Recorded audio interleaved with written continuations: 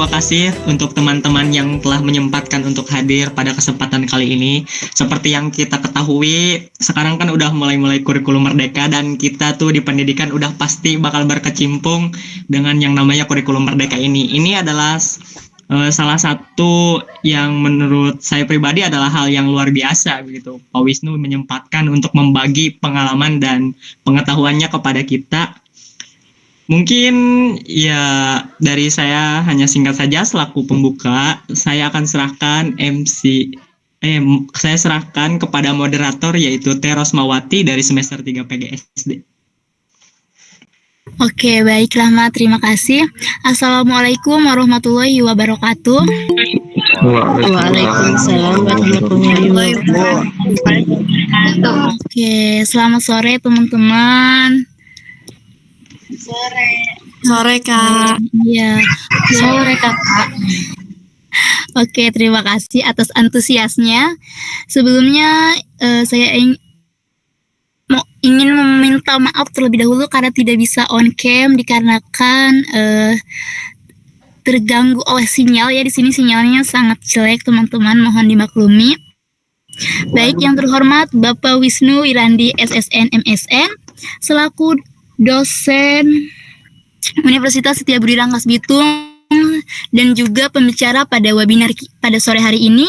Yang saya hormati rekan-rekan mahasiswa yang telah menyempatkan waktunya untuk hadir pada webinar sore hari ini. Baik, saya Rosmawati sebagai moderator dan saya akan memandu jalannya kegiatan webinar pada sore hari ini. Dan betul sekali seperti yang dikatakan oleh Kak Rahmat bahwa sekarang ini kita sudah berada di kurikulum merdeka dan bahkan benar-benar semuanya merdeka gitu ya. Dan seperti yang kita ketahui juga bahwa maraknya berita-berita mengenai bullying yang dilakukan oleh anak di bawah umur bahkan dilakukan di lingkungan sekolah. Kita sebagai calon ataupun guru harus bisa mencegah budaya negatif seperti bullying, diskriminasi, dan perilaku tidak sopan di lingkungan sekolah. Nah, hal ini selaras dengan tema kita pada webinar sore hari ini, yaitu penerapan budaya positif di lingkungan sekolah. Kini saatnya kita mendengarkan paparan dari pembicara webinar yaitu Bapak Wisnu Wirandi SSN MSN. Beliau adalah seorang dosen di Universitas Setiabudi Rangkas Bitung Kampus Bayah. Selain itu, beliau memiliki jiwa seni yang tinggi. Bahkan karya-karya beliau telah banyak mendapatkan apresiasi dan dipublikasikan di berbagai media massa. Baik, kepada Bapak Wisnu, waktu dan tempat dipersilahkan. Baik, terima kasih banyak Rosma dan kawan-kawan mahasiswa yang sudah menyempatkan hadir pada kesempatan hari ini ya. Nah, seperti tadi dikatakan oleh Rosma dan juga Rahmat ya, bahwa kita sekarang menginjak pada kurikulum merdeka dan mau tidak mau teman-teman mahasiswa nanti adalah calon guru ke depannya. Dan saya kira kita perlu memahami beberapa konsep dasar dari kurikulum merdeka ini ya. Salah satunya yang akan saya paparkan ini terkait dengan dimensi budaya positif ini gitu ya. Nah, kawan-kawan, sebetulnya kegiatan ini diprakarsai oleh saya sendiri begitu dengan saya juga sebagai calon guru penggerak ya di angkatan 9 yang harus saya juga memaparkan atau mendiseminasikan terkait materi yang telah saya pahami begitu ya, berkaitan dengan materi budaya positif. Nah, budaya positif ini sebetulnya adalah salah satu langkah untuk sebagai guru bagaimana membuat sebuah ekosistem pendidikan yang baik di lingkungan sekolah kita nantinya begitu. Teman-teman sebagai calon guru nantinya akan menghadapi berbagai tantangan saya kira. Yang salah satunya yang berkaitan dengan siswa. Mau tidak mau, suka tidak suka, kita akan berhadapan dengan insan yang disebut dengan manusia tadi ya, siswa kita. Yang mana setiap siswa itu memiliki karakter dan memiliki karakter dan cirinya masing-masing begitu ya. Nah, di mana dalam penanganannya pun kita harus paham begitu. Seperti yang di perkuliahan ada beberapa di beberapa prodi kemarin saya sudah menjelaskan juga terkait multikultur. Nah, ini juga berkaitan dengan materi tersebut sebetulnya. Bagaimana kita menciptakan ekosistem pembelajaran yang sesuai dengan karakter peserta didik. Nah, baik teman-teman, dalam kesempatan ini saya ingin udah seri-serinya udah muncul ya? Udah muncul ya, Ros ya? Sudah Bapak sudah. Baik, terima kasih banyak. Nah, eh, ada salah satu pertanyaan pemantik dulu nih dari saya nih. Nanti teman-teman silahkan jawab di kolom chat saja deh ya, supaya tidak agar lebih kondusif begitu. Silahkan dijawab pertanyaan pemantik ini. Kira-kira berdasarkan pemahaman teman-teman, kalian nanti jawabnya setuju dan tidak setuju saja begitu ya. Jika setuju, tuliskan setuju. Jika tidak setuju ya tuliskan juga setuju di kolom chat. Untuk pertanyaan nomor 1 dulu nih. Hukuman dapat mendisiplinkan anak. Silakan ditulis di kolom chat ya, teman-teman. Kira-kira menurut teman-teman bagaimana nih? Apakah teman-teman setuju bahwa hukuman itu dapat mendisiplinkan anak? Oke, kreatif nih jawabannya nih ya. Silakan, masih saya tunggu. Tidak setuju, ada juga yang setuju. Tidak setuju. Oke. Oke, untuk pertanyaan nomor 1 ini. Kira-kira silakan salah satu orang raise hand untuk menjelaskan atas jawaban Anda tergantung pada jenis hukumannya, Pak. Oke. Siapa nih? Jueri. Oke, Jueri silakan. Sudah raise hand, terima kasih.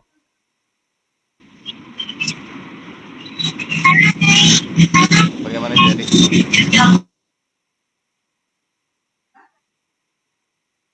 Jueri, apakah masih ada? Kenapa Anda mana Jueri? Belum muncul ya? Atau yang lain disilahkan yang ingin memaparkan. Kenapa Anda memilih setuju atau tidak setuju? Ini ada yang menjawab tergantung pada jenis hukumannya. Ada yang menjawab setuju, ada yang menjawab juga tidak setuju. Nah, bagaimana kira-kira? Ayo, ada yang mau berkomentar? Silakan teman-teman. Boleh raise hand untuk yang ingin berbicara. Kenapa Anda mengatakan setuju atau tidak setuju terkait hukuman dapat mendisiplinkan anak? Silakan. Atau ini ada yang sudah menjawab di sini? Ada tidak yang raise hand ya? Oke. Oke, gimana Bapak kalau kita kasih apa ya, kayak yang tidak setuju kasih pendapatnya, yang setuju kasih pendapatnya gitu. Boleh, silakan. Iya, betul. Oke, Silakan, mungkin bisa kita langsung tunjuk aja nih. Yang pertama tadi Kak Meli Belatisari. Ya, silakan. Meli.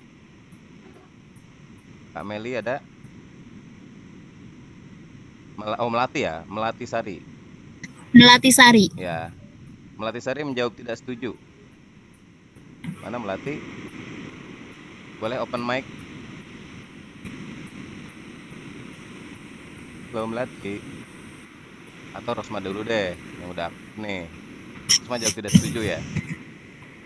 Iya betul Pak. Ya, Karena kayak hukuman itu kayak di bayangan anak-anak itu kan kayak ngeri banget ya Pak, kayak wah dihukum nih. Bahkan kayak tadi juga kayak dapet kayak kabar gitu kan, kayak dari ada anak kecil yang gak mau sekolah katanya. Kenapa gak mau sekolah? Takut dihukum katanya gitu kan. Jadi menurut saya hukuman ini sangat tidak mendisiplinkan anak, justru akan membuat anak ketakutan gitu dengan kata-kata, apalagi kalau bilang oh ya nanti kamu saya hukum gitu. Jadi mungkin ada cara yang lebih efektif gitu selain kayak hukuman, seperti itu sih. Terima kasih Pak. Terima kasih banyak Rosma. Ada lagi satu lagi? Saya minta satu lagi deh untuk yang ada yang setuju juga nih. Rahmat setuju Rahmat.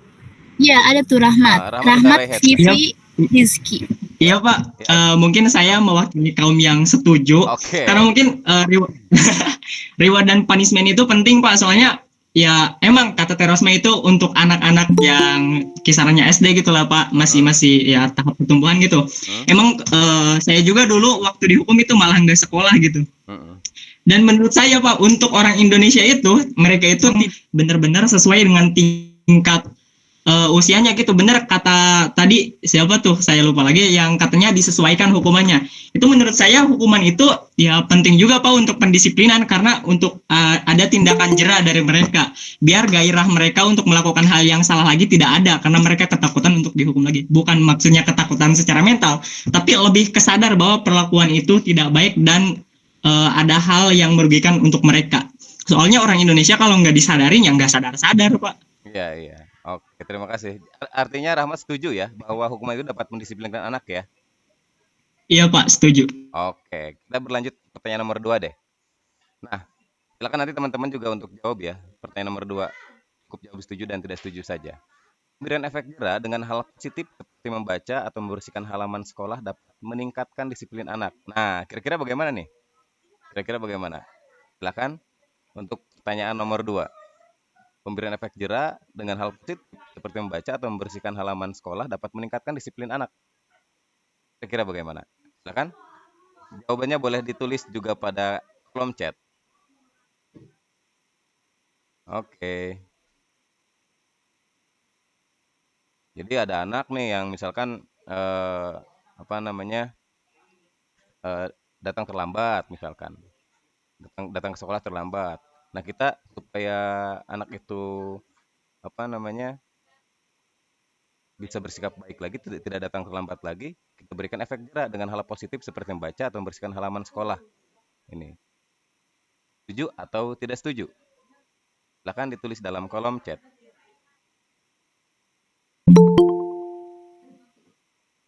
Oke, teman-teman. Bahkan untuk pertanyaan nomor 2, Oke, ini kita langsung, ini mereka suruh memaparkan pendapatnya atau gimana Pak? ya tulis dulu saja nanti boleh Oh, oke, dipaparkan ya. siap-siap. Rahmat setuju, gantung pemikiran orangnya. Oke, nggak apa-apa. Nggak apa-apa, kita tidak ada benar dan salah ya. Jangan takut salah tuh. Oke, setuju. Herlina setuju. Yang lain?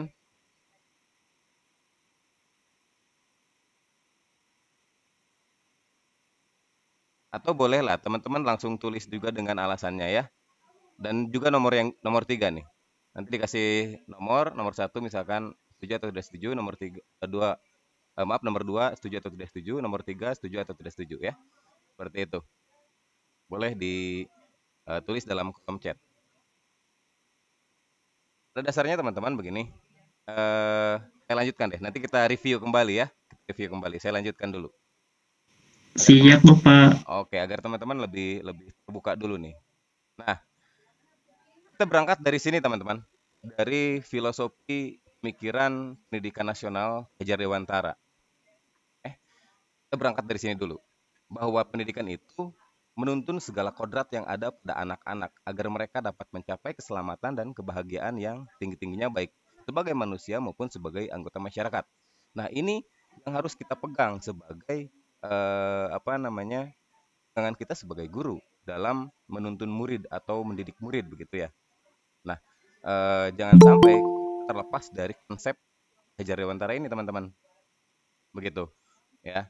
Berikutnya, nah seperti yang sudah kita ketahui bersama, sering dengar ya kalimat ini ya. Ingarso sung tulodo ing madio mangunkarso dan tuturi handa yani.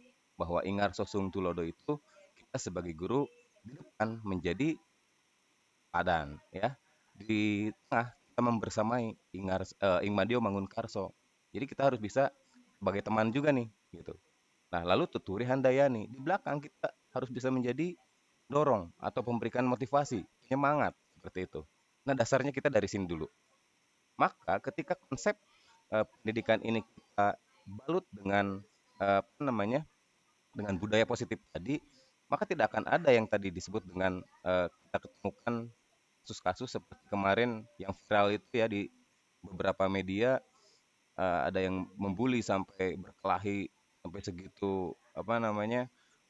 Parahnya gitu. Tidak akan ada hal seperti itu. Sangat miris di dunia pendidikan kita sebagai guru, sebagai insan pendidik, teman-teman juga yang calon insan pendidik nantinya, apalagi barangkali sudah ada yang juga mengajar ya. Ketika mendengar atau melihat fenomena itu, apa yang teman-teman rasakan? Pasti sedih sekali ya. Banyak yang emot sedih juga tuh. Saya kira ketika kita menerapkan pola-pola pendidikan yang berdasarkan pemikiran-pemikiran Ki Hajar Dewantara, ini tidak akan terjadi seperti itu ya, teman-teman. Maka apa namanya?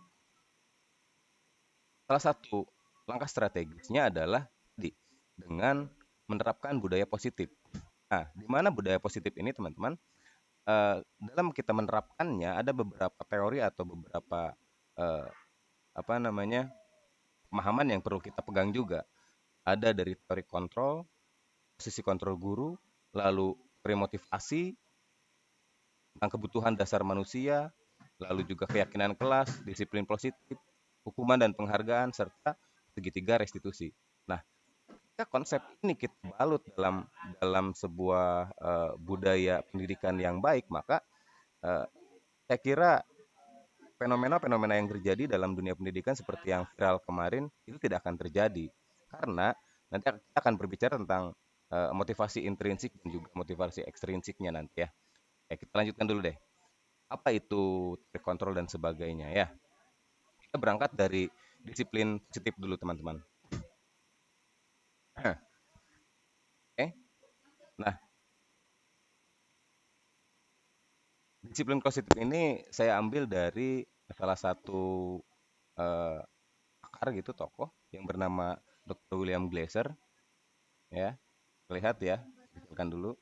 Nah, disiplin ini dapat diartikan sebagai belajar untuk mengendalikan diri dengan menggali potensi dalam diri kita untuk mencapai tujuan mulia sesuai dengan nilai-nilai yang kita hargai.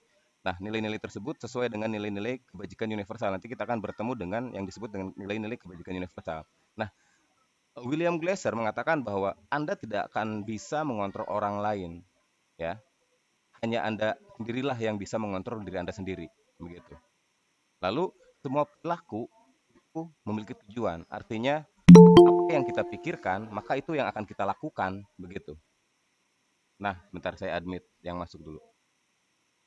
Seperti itu, teman-teman. Sehingga peran dari posisi kontrol ini kita sangat penting sekali begitu ya. Nah, lalu juga model berpikir menang-menang ini menurut William Glasser. Kolaborasi dan konsensus menciptakan pilihan-pilihan baru. Lalu juga realitas kita realitas yang berkebutuhan berbeda begitu.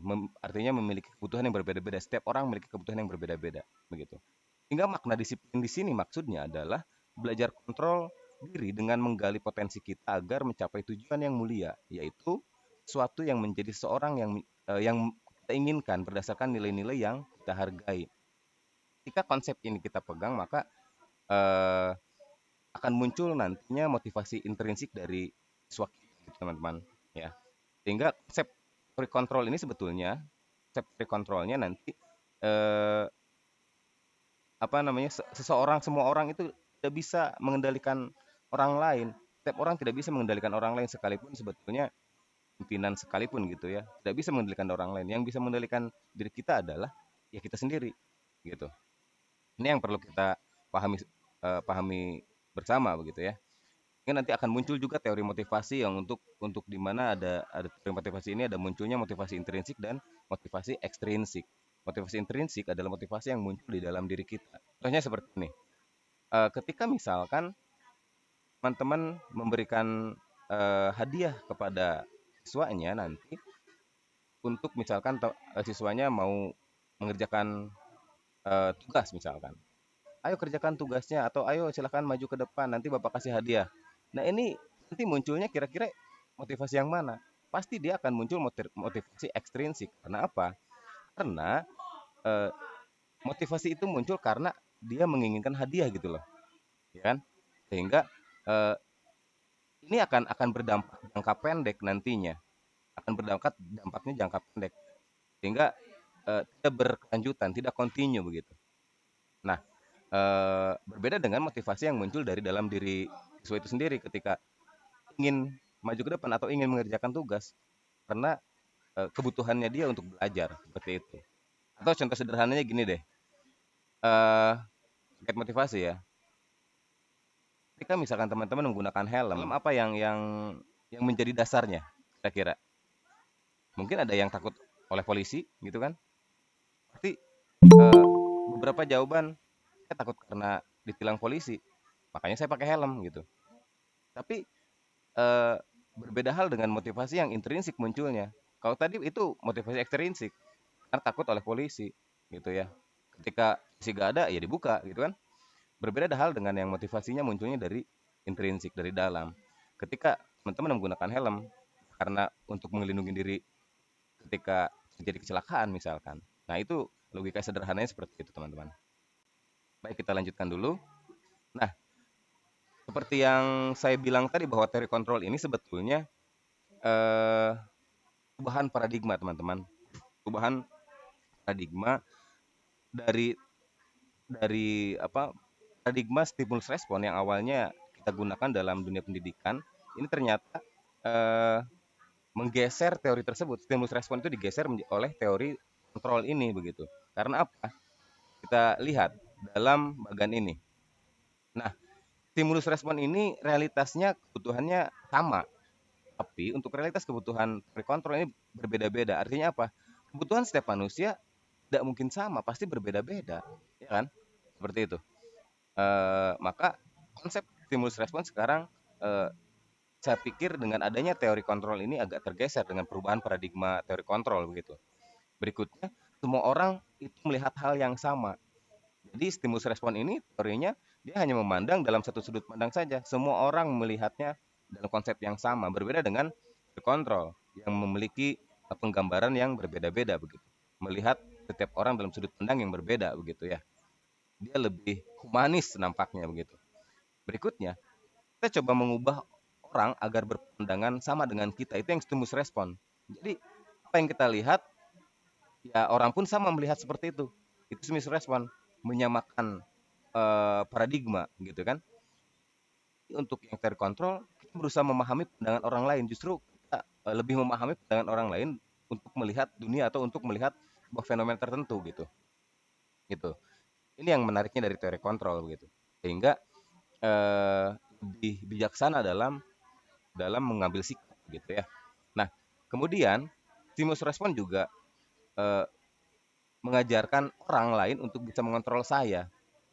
Ya, orang lain mengajarkan orang lain untuk bisa mengontrol saya. Artinya kita ini perannya dikontrol oleh orang lain. Padahal ketika hal demikian terjadi, itu akan terjadi sebuah diskriminatif nantinya.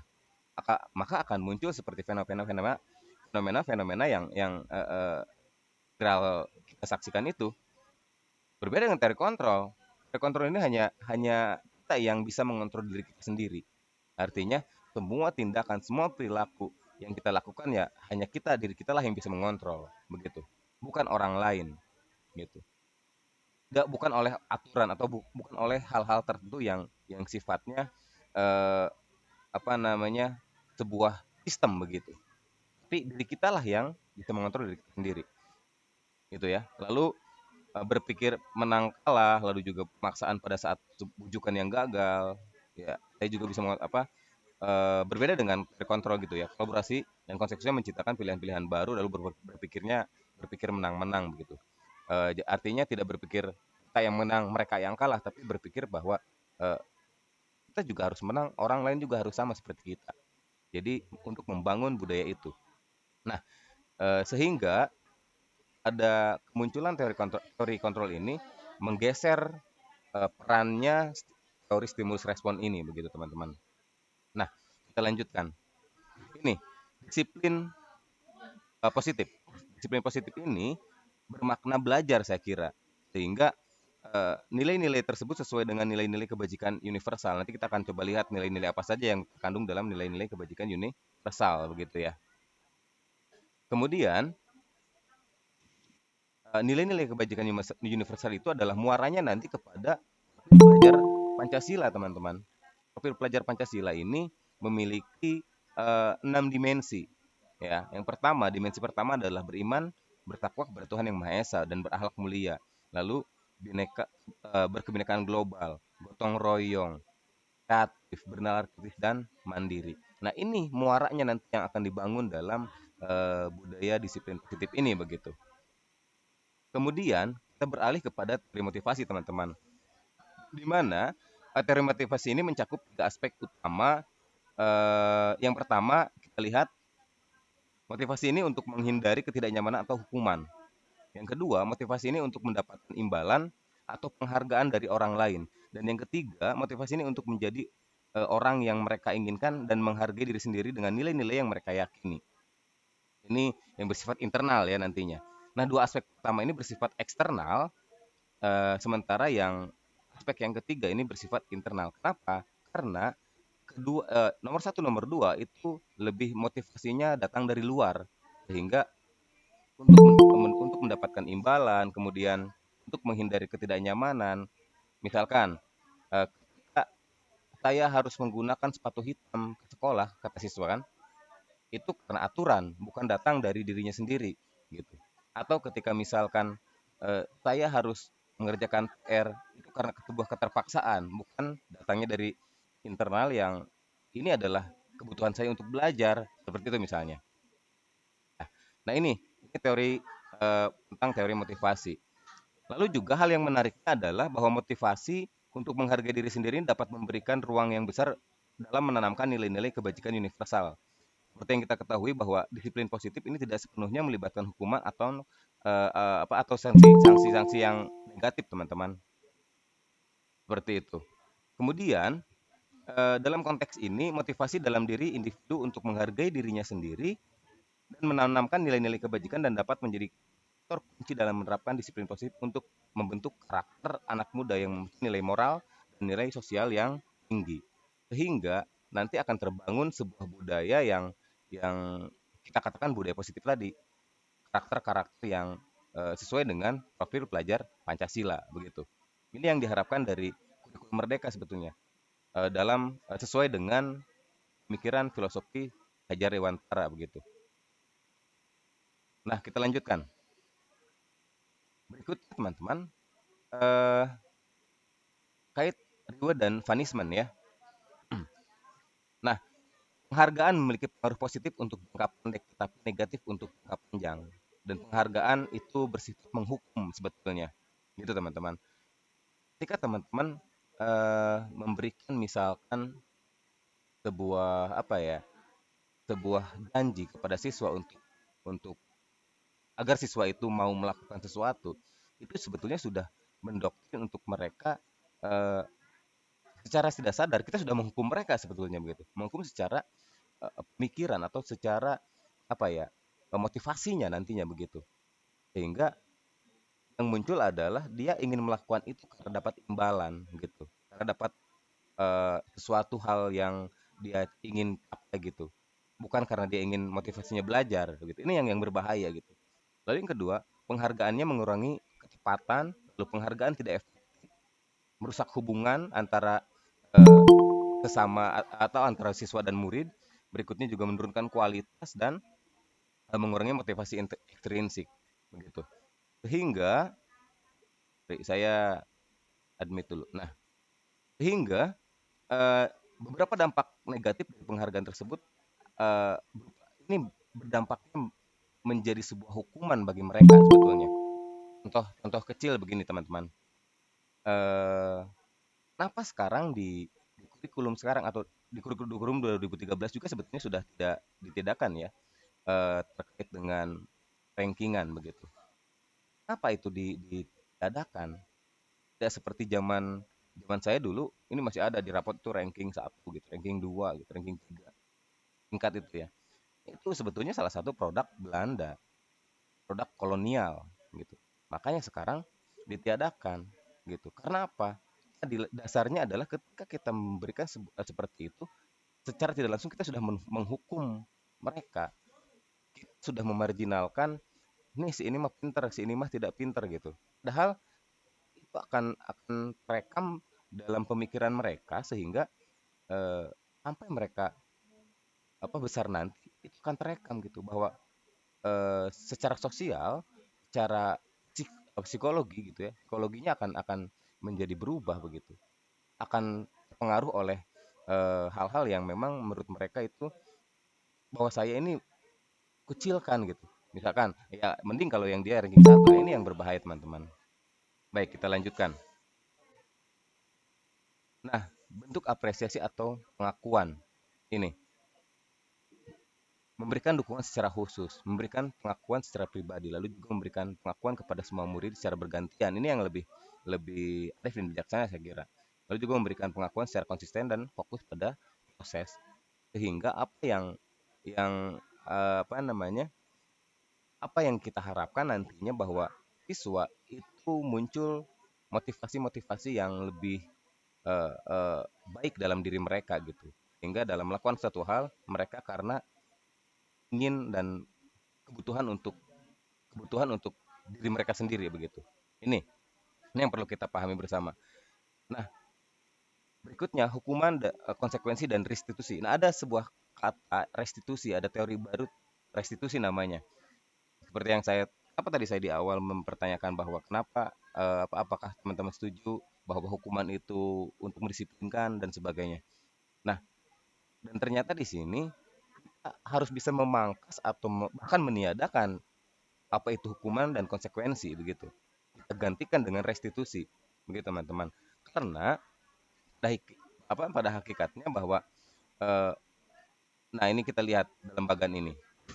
Hukuman itu adalah sesuatu yang sangat menyakitkan bagi siswa gitu. Ya, adalah sesuatu yang sangat menyakitkan sehingga apa namanya? Coba kita alihkan kepada restitusi. Restitusi ini merupakan pilihan gitu. Berbeda juga dengan konsekuensi. Sesuatu hal yang harus terjadi gitu. Atau saya analogikan lebih sederhananya seperti ini. Hukuman itu tidak apa bisa berbentuk fisik juga bisa berbentuk psikologis gitu ya. Artinya ini akan berdampak negatif pada siswa begitu. Gitu ya. Berbeda dengan konsekuensi juga. Konsekuensi sebetulnya lebih ringan daripada hukuman, tapi karena ada kesepakatan di sana. Ketika misalkan dia melanggar aturan A, maka konsekuensinya ini, gitu. Tapi sebisa mungkin kita hilangkan hukuman dan konsekuensi ini, begitu. Kita masuk pada ranah restitusi, begitu. Nah, maka ketika dalam restitusi, pola ini akan lebih lebih arif dan bijaksana karena lebih menguatkan merefleksikan diri apa namanya? Merefleksikan diri siswa ketika jadi kesalahan sehingga dia ingin memperbaiki kesalahannya itu muncul dari dalam dirinya sendiri begitu. Ya, seperti itu teman-teman. Kita lanjutkan, nanti kita akan lebih seru dalam sesi diskusi ya. Nah, ini ini kalimat-kalimat yang bisa teman-teman lihat ya, institusi itu lebih banyak menggunakan kalimat-kalimat yang bernada positif, berbeda dengan eh, hukuman ataupun apa namanya peraturan gitulah ya. Misalkan kalau dalam sebuah peraturan dilarang membuang sampah sembarangan. Nah, kita ganti coba kalimat itu dengan kalimat yang positif. Misalkan apa? Buanglah sampah pada tempatnya begitu. Itu kan eh, sederhana, tapi itu akan berdampak berdampak kuat pada apa namanya ada perkembangan siswa, ada motivasi siswa nantinya teman-teman. Seperti itu, ya. Kemudian mode negatif apa? Hukuman itu modenya mode paksaan karena bersifat lebih negatif begitu ya. Netral. Kalau yang konsekuensi ini bersifat netral. Hingga yang bernada positif ini adalah yang terbaik adalah restitusi begitu menggunakan teorinya teori kontrol. Nah, lalu mendorong lebih cenderung menyalahkan diri. Kalau yang konsekuensi itu cenderung lebih mendorong kepatuhan, tapi berbeda dengan yang positif ini yang lebih arif dan bijaksana, lebih mendorong untuk disiplin positif. Ini yang kata kuncinya di sini. Nah, lihat juga bagian yang ini teman-teman. Eh, untuk hukuman ini dampaknya pada murid apa? Mungkin merasa bersalah, marah, rendah diri, kemudian apa? Merasa terasingkan gitu, mengasingkan diri gitu ya. Ini dampaknya ketika kita melakukan hukuman pada siswa. Meskipun tadi betul kata Rahmat, eh, apa namanya bisa mendisiplinkan gitu.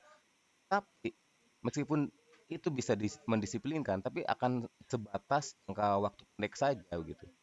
Tidak dalam waktu jangka panjang yang eh, menerap dalam dirinya sendiri gitu ya. Lalu konsekuensi apa? Kalau konsekuensi ini lebih ada kehilangan hak, waktu menjeda diri seorang atau time out penahanannya gitu. Konsekuensi. Nah, yang lebih baik adalah restitusi. Murid ini akan kehilangan waktunya, namun dia akan lebih bersemangat untuk memperbaiki diri, lalu apa namanya, lebih merefleksikan diri atas kesalahan-kesalahannya, lalu juga lebih menguatkan begitu, menguatkan identitasnya. Ketika dia berbuat salah, eh, tanya juga apa yang bisa mereka lakukan untuk memperbaiki kesalahannya gitu. Dengan nada-nada yang lebih positif tentunya, ya. Nah, ini yang perlu kita lakukan, peran-peran ini sebagai seorang guru, teman-teman. Nah, kita lanjut ke sini. Kenapa kenapa tadi muncul permasalahan-permasalahan yang tahu viral kemarin ya? Salah satunya ada kebutuhan dasar manusia menurut William Glasser nih dalam bukunya Use Theory. Ada yang kebutuhan yang pertama yaitu tentang kebutuhan bertahan hidup atau survival gitu. Lalu yang kedua, kebutuhan untuk diterima atau kasih sayang.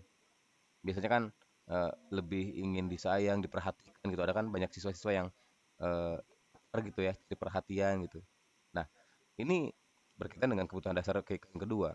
Berikutnya, kebutuhan dasar atas pengakuan dan kemampuan atau penguasaan. Ini juga sering terjadi gitu.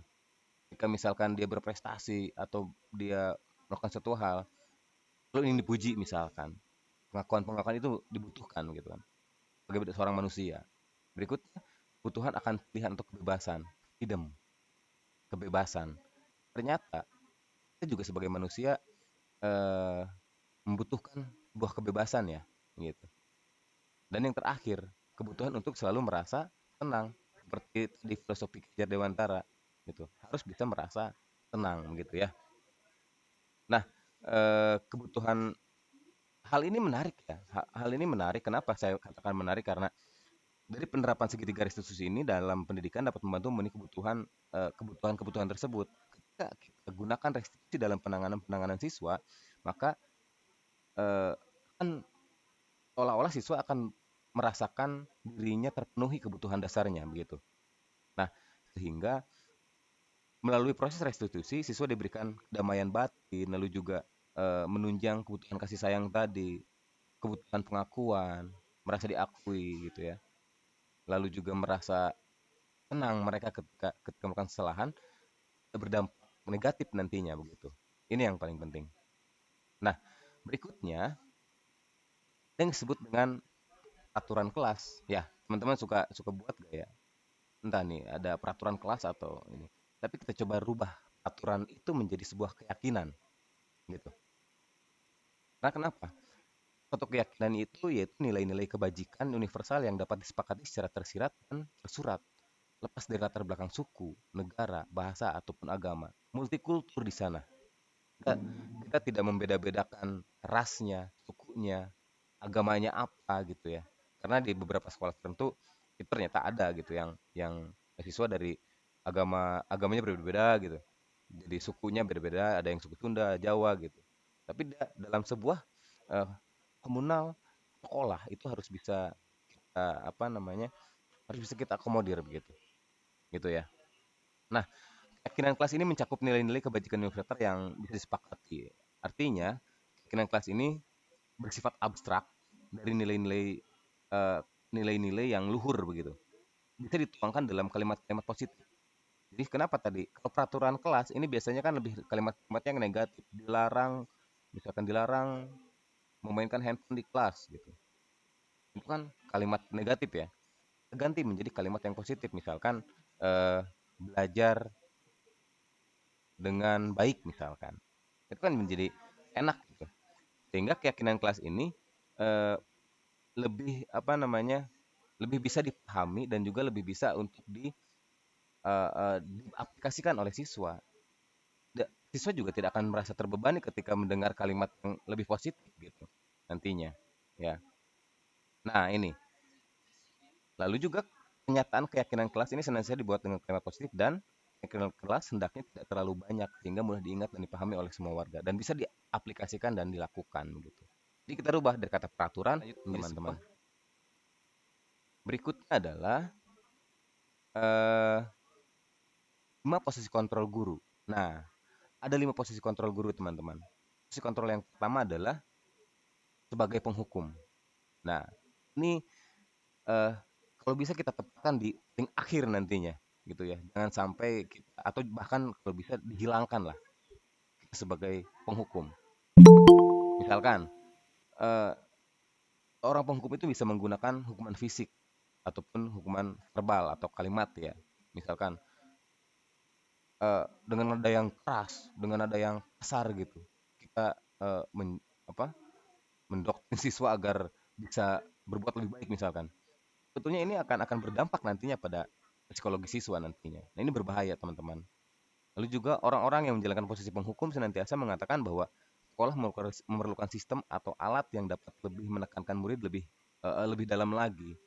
Contohnya gini, "Wih, aturan saya," atau "Awas, kamu selalu saja salah," misalkan. Gitu ya. Kalimat-kalimat yang bernada negatif tentunya.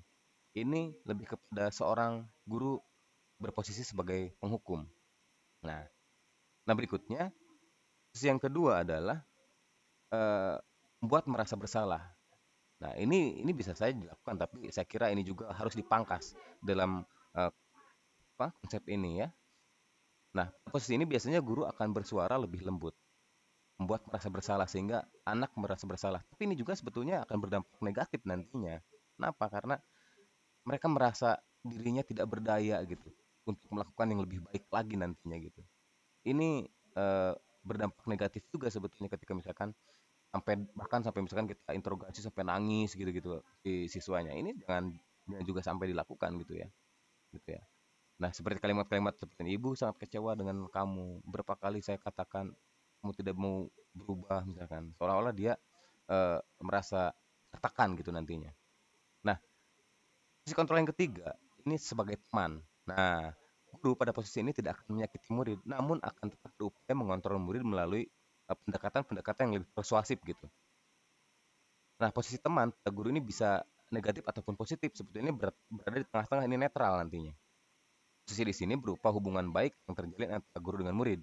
Guru juga di posisi teman menggunakan hubungan baik dan humoris gitu ya untuk memoris seorang gitu. Karena supaya bisa lebih akrab gitu ya. Nah, ini posisinya lebih netral. Eh, nah, kalau mau nanti ketika dalam proses harus sampai pada titik ini saja gitu. Dari titik yang nanti yang keempat kelima ya. Sampai ketiga, kedua, satu saya kira jangan sampai itu terjadi. Berikutnya sisi 5 posisi kontrol yang keempat adalah sebagai pemantau. Ini juga sebetulnya eh, berdampak juga gitu ya. Nah, posisi pemantau berdasarkan pada peraturan-peraturan dan konsekuensi itu. Jadi, misalkan sudah ada aturan sekolah, lalu konsekuensinya apa gitu. Tapi ini lebih mending daripada eh, sebagai penghukum gitu ya. Lalu yang akhir, nah ini yang paling keren, posisi kontrol guru sebagai manajer gitu, di mana guru bisa berbuat sesuatu bersama-sama dengan murid, lalu juga mempersilahkan murid mempertanggungjawabkan perilakunya, mendukung murid agar dapat menemukan solusi atas permasalahan sendiri gitu. Ketika misalkan dia bermasalah nih, coba kita tanya, kira bagaimana cara untuk memperbaikinya gitu. Nah, ini yang lebih keren saya kira. Sehingga ada refleksi di sana. Mereka sadar diri nantinya gitu, ya. Nah, ini yang perlu kita pahami teman-teman. Sehingga eh, muaranya nanti di sini dalam segitiga restitusi. Ada 3 langkah dalam segitiga restitusi. Yang pertama memfasilitasi tindakan yang salah, yang kedua kita harus menanyakan keyakinannya, yang ketiga menstabilkan identitas. Kita buat seperti itu. Jangan sampai kita menjustifikasi bahwa siswa kita salah gitu, ya. Tapi dengan cara-cara muatan-muatan yang lebih positif kita terapkan pada siswa kita gitu ya. Nah, oke. Akhirnya nanti muaranya bahwa ciptanya budaya positif dan juga sesuai dengan eh, profil pelajar Pancasila. Itu karakter yang diharapkan eh, dalam budaya positif ini. Sehingga siswa bisa kreatif, kolaboratif, inovatif, lalu juga bisa berkebinekaan global, berketuhanan gitu dan sebagainya. Ini yang diharapkan teman-teman. Sehingga dalam penanganan-penanganan demikian, saya kira itu perlu kita sadari bersama bahwa kita sebagai guru harus bisa ingar sosung tulodo ing made mangkar dan ituri handa yani. Di sana muaranya teman-teman. Seperti itu. Nah, kita review kembali pertanyaan tadi awal tadi. Pasti sekarang sudah banyak yang tidak setuju. Ada pertanyaan awal tadi ya. Mana tadi? Nah ini. Hukuman dapat mendisiplinkan anak. Lalu pemberian efek jera juga eh, pemberian efek jera ini dapat mendisiplinkan anak, lalu juga memberikan hadiah dapat meningkatkan motivasi anak belajar jangka panjang. Saya kira teman-teman ketika sudah mengetahui paparan saya, semua juga akan tidak setuju pada akhirnya. Karena apa? Dampak negatif akan dimunculkan dan motivasi jangka pendek yang akan dihasilkan begitu teman-teman. Begitu teman-teman ya. Baik, itu yang dapat saya sampaikan. Silakan nanti kita akan buka sesi tanya jawab. Boleh nanti dipandu Rosma, disilakan. Terima kasih. Assalamualaikum warahmatullahi wabarakatuh. Waalaikumsalam warahmatullahi wabarakatuh. Terima kasih kepada Bapak Wisnu Wirandi yang telah memaparkan materi mengenai penerapan budaya positif di lingkungan sekolah. Tadi juga dijelaskan mulai dari macam-macam budaya positif sampai yang terakhir ada segitiga restitusi. Oke, untuk teman-teman di sini apakah ada yang ingin menanggapi paparan dari Pak Wisnu atau mungkin ada yang ingin ditanyakan? Apalagi saya lihat sepertinya ini teman-teman sudah sebagian ada yang sudah menjadi seorang guru gitu. Mungkin bisa diceritakan pengalamannya dan lain sebagainya. Oke, ini tadi ada dua. Oke, Rahmat. Silakan kepada Kak Rahmat. Izin ya Bapak untuk bertanya. Ya, silakan Rahmat. Karena saya kan memang belum jadi guru dan maksudnya belum tahu pengalaman soal mengajar gitu Pak. Yang saya tangkap dari pembahasan Bapak ini hukuman itu kan kayak lebih ke instan gitu, langsung, dan restitusi itu menurut saya lebih ke kayak penanaman mindset positif gitu kepada siswa agar menjadi lebih baik ya kan Pak? Ya betul. Ya betul seperti Ini itu, kan Rahmat. mungkin saya ingin bertanya, dapatkah Bapak berbagi pengalaman pribadi yang relevan mengenai materi restitusi ini dan bagaimana perspektif Bapak tentang seberapa besar efektivitasnya restitusi dalam pendidikan ini, Pak? Oke, terima kasih. Berbagi praktik baiknya ya. Oke, berarti pengalaman yang pernah saya alami terkait restitusi ini. Langsung saya jawab ya, Rosma, mohon izin. Jadi, Bapak. pada tahun kurang lebih 2017, ngajar dari 2013 ya.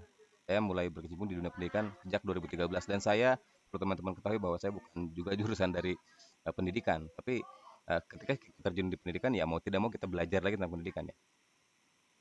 Saya ingat pada tahun 2017 kalau tidak salah, antara 2016 2017 ada salah satu orang siswa, saya kebetulan ditugaskan sebagai wali kelas saat itu di SMA, di salah satu SMA. Ada kejadian di kelas saya, uang bendahara itu hilang, uang kas di bendahara kelas itu hilang. Tapi semua siswa sudah tahu bahwa ada satu anak yang dicurigai di kelas saya itu saat itu. Nah, sementara kan kita tidak ada bukti ya, kita tidak ada bukti, sulit untuk mencari bukti saat itu. Pada akhirnya saya seleksi dulu, kumpulkan semua siswa, begitu kan. Saya coba kasihkan pendekatan, saya coba jelaskan berbagai hal, mencek dalil, tema saya menyampaikan dalil-dalil juga gitu ya terkait hal-hal demikian. Tapi pada akhirnya ada salah satu siswa yang menghampiri saya gitu, dan dia mau mengakui atas kesalahannya dia gitu. Saya nggak paham gitu ya motivasinya apa gitu saat itu. Tapi coba saya ajak diskusi di ruangan tertutup, itu hanya kita berdua, saya ajak ngobrol gitu. Dan saya memposisikan diri, saat itu saya tidak paham tentang restitusi ya. Saat itu tidak paham tentang restitusi, tentang istilah restitusi. Ini istilah baru sebetulnya bagi saya. Nah, saat itu saya tanya, apa motivasi kamu untuk ngambil uang kas temannya? Saat itu kita mau bikin kaos kelas ceritanya di kelas itu. Tapi uang kelas ini bendahara hilang gitu kan. Jelaskan kenapa gitu. Katanya dia menuduh orang lain dulu gitu. Menuduh orang lain dulu. Tapi teman-temannya juga curiga terhadap si pelaku gitu, yang dia datang ke saya gitu. Tapi saya ajak ngobrol dia, kebetulan gitu, dan gayung bersambut saya ajak ngobrol lah. Ternyata saya analisis semua, dia punya permasalahan keluarga ya. Dia memiliki permasalahan di keluarganya, lalu ketika melihat teman-temannya punya HP gitu ya, dia main game di kelas gitu-gitu kan. Dia sendirian enggak, cuman dia sendirian enggak. Lalu sepatunya udah bolong gitu. Dia jujur pada akhirnya, dia bercerita sama saya bahwa saya pun ingin Pak seperti mereka katanya. Lalu saya tanya, uangnya masih ada? Saat itu uang dan handphone, salah satu handphone temannya saat itu. Uang sama handphonenya masih ada. Uangnya ada Pak, cenah. Handphonenya mah udah dijual ke counter cenah. Counter mana cek saya? Disebutin counter A cenah. Lalu tapi saya dengan nada-nada yang positif ya. Saya bangun dia motivasinya supaya dia lebih menyadarkan dia gitu. Kemudian setelah saya tahu latar belakangnya karena terkait ekonomi, juga dia kurang kasih sayang, lalu juga karena orang tuanya kerja keluar kota gitu ya. Lalu dia tinggal itu bersama neneknya, dia dibiayain oleh kakaknya. Orang tuanya entah kemana cenah. Bilangnya mah kerja gitu. Sehingga dia jujur belak-belakan semua hal tentang itu. Sehingga saya tanya lagi, ada enggak, bisa enggak dibawa lagi? Bisa Pak, tapi saya malu cenah. Saya malu untuk kembali ke kelas untuk mengembalikan ini. Ya udah gini deh, kita ketemuan saya bilang, jangan di sekolah. Nanti saya yang tanggung jawab. Berapa yang udah kamu pakai? Dia udah pakai uangnya 300.000 cenah. Sisanya masih utuh Pak, cenah ada. Udah uang yang 300.000 jadi tanggung jawab saya bilang gitu. Dan saya tidak akan saya akan bilang sama teman-teman kamu bahwa kamu aman di kelas kita gitu. Saya akan berani menjamin itu. Akhirnya apa? Kita ketemuan malam-malam. Pak, saya nggak berani ketemu di rumah Bapak, saya malu cenah. Ya udah, ayo di luar. Tempat sepi kayak transaksi aja tuh. Transaksi uang gitu. Dikasihin tasnya sama tas-tasnya soalnya. HP-nya juga dikasihin lagi, diambil dari dia di counternya. Dan akhirnya saya bertanggung jawab atas itu gitu ya. Sehingga nilai positifnya apa? Beberapa tahun kemudian, saya tidak menyangka bahwa dalam satu kesempatan saya bertemu dia ketika saya keluar kota gitu. Dan dia sudah bekerja dengan baik di salah satu minimarket gitu ya. Saya nggak sengaja masuk ke minimarket, beli minuman gitu kan. Dia nyapa, Pak, sana masih ingat saya gitu kan. Saya bilang, siapa ya? Saya lupa ingat gitu. Ketika dia cerita, oh iya saya paham. Artinya apa? Dari pola dia hidup di awal menjadi siswa seperti itu, ketika dia keluar, dia jujur cerita sama saya, Pak, saya kalau nggak ditolong sama Bapak karena dulu dan tidak diselamatkan oleh Bapak dengan keyakinan yang Bapak buat saat itu, saya tidak akan menjadi seperti ini. Dia sekarang sudah menjadi salah satu kepala minimarket di salah satu kota gitu. Luar biasa. Ini dampaknya gitu. Dan ini pengalaman real yang pernah saya alami saat itu, teman-teman. Nah, semoga bisa menginspirasi ya. Ya teman-teman, apalagi yang sudah ngajar, nanti boleh boleh dicobalah langkah-langkah pendekatan persuasif ini dengan restitusi nantinya, begitu teman-teman. Gitu, Rahmat, saya kira. Bentar. Apa? Udah selesai? Oke, halo Rahmat. Oh, boleh deh. Apa Teros? Oke, takut ketiduran. Ya. Masih ada? Silakan teman-teman. Oke, gimana Rahmat, sudah cukup paparan dari Bapak? Kalau disebut cukup sih pastinya belum, tapi ya untuk sekarang adalah, nanti lebihnya tanya-tanya lagi langsung aja ke Bapak kali ya Pak. Ya. Oke. Ya, semoga teman-teman tidak puas ya. Kalau udah puas kan nggak mau terus untuk menggali gitu. Iya, setuju pasti. Iya. Iya bener banget Pak. Oke, Sudah jam selanjutnya 4. Silakan kalau mau ada lagi. dari semester 1 nih. Oke, ada. Oh, ada ya. Kak Rika Rahayu tadi deh. Iya Kak Rika. Iya, Kak Rosma. Siap, silakan Kak Rika. Assalamualaikum warahmatullahi wabarakatuh. Waalaikumsalam. Waalaikumsalam warahmatullahi wabarakatuh. Bapak izin bertanya ya Pak. Iya. hukum kan seperti yang Bapak paparkan tadi, hukuman tidak boleh mempermalukan siswa karena akan berdampak atau membahayakan psikologinya. Pertanyaannya, ide hukuman yang mendidik agar bertujuan untuk siswa supaya tidak berulang kali melakukan kesalahan yang sama itu seperti apa Pak contohnya? Terima kasih. Oke. Terima kasih Rika. Prinsipnya gini, tidak ada satupun hukuman yang bagus sebetulnya gitu ya. Tidak ada satupun hukuman yang dikategorikan baik sebetulnya. Iya Pak. Iya. Karena apa? Semua jenis hukuman itu akan berdampak pada psikologi siswa. Contoh, misalkan seperti yang saya contohkan tadi. Ketika misalkan anak-anak itu berulah di kelas bertengkar misalkan. Kita kasih hukuman dengan silakan kamu catat atau tulis permohonan maaf kamu sebanyak 10 lembar dalam kertas misalkan. Itu kan bukan hukuman fisik ya. Bukan push up atau dijemur gitu. Tapi tetap itu akan berdampak pada psikologi siswa begitu. Meskipun kita beranggapan bahwa itu adalah hukuman yang positif gitu. Tapi itu akan berdampak negatif pada akhirnya gitu. Yang baik bagaimana? Yang baik adalah dicoba direfleksikan kembali gitu. Bagaimana dia untuk memperbaiki kesalahan supaya tidak diulangi lagi. Misalkan dia tidak mengerjakan tugas. Kenapa kamu ditanya? Kenapa kamu tidak mengerjakan tugas? Lalu juga apa alasannya dan sebagainya. Gitu ya. Sampai dia bisa merefleksikan diri dan merubah diri dari tadinya 10 mengerjakan tugas jadi mau mengerjakan tugas gitu. Tapi berbeda hal dengan seperti ini. Misal guru olahraga nih, guru olahraga misalnya PJOK ya. Siswa datang telat gitu atau biasanya sebul pakai celana olahraga gitunya. kalau siswa biasanya malas pakai training tuh. Pengalaman saya dulu sih gitu. Malas pakai training gitu. Guru olahraganya memberikan konsekuensi terhadap siswa tersebut misalkan dengan lari. Itu kan hukuman fisik tuh. Masuk ke dalam hukuman fisik. Tapi itu dianggap sebagai sebuah konsekuensi gitu. Karena dia guru olahraga. Itu justru nilai positif yang muncul bukan nilai negatif maksudnya gitu.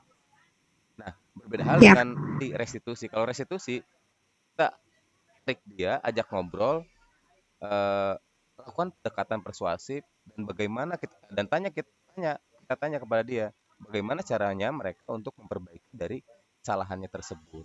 Seperti itu. Rika ya.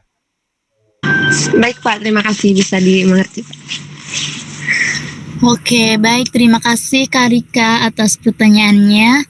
Apakah ada yang ingin bertanya lagi atau sudah cukup? Jika cukup, coba kasih reaction jempol. Ayo teman-teman. Oke, cukup. Oke. Siap. Oke. Oke, mungkin kita tutup atau gimana Pak? Atau mau dilanjut? Boleh, cukup saja Rusma, sudah jam 4 juga, kasihan teman-teman. Oke. Minta foto bersama ya, open cam. Oh, Yang bisa open cam. Oke, on cam dulu teman-teman, yuk on cam. Foto bersama dulu. Ayo kita on cam. Siapa nih yang mau foto nih? Dari aku Pak. Boleh. Bupati. Siap Bupati fotoin ya. Siap.